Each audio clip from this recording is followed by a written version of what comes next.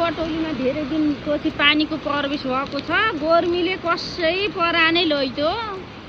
बल्ल आज झमझम पानी परेछ। गर्मी भएर बाबा हो नि यति सकोस् पारेन।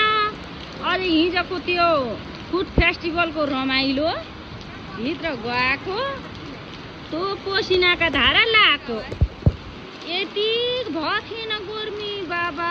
अनि आज त शीतल। अब हामीले त खाना नखाए नि यसैको शीतल तापेर बस्छौँ हो केटी हो।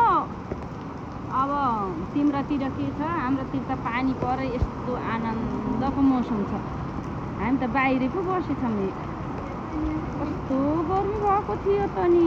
छाता ओढेर जान्ला भिडियो गराउन हो के? तिनी पनि भिडियो गराउँदा मैले गराउनु लगाएको फेरि भिडियो गराउन आइछिन् कि अब दुखुर्छिन्।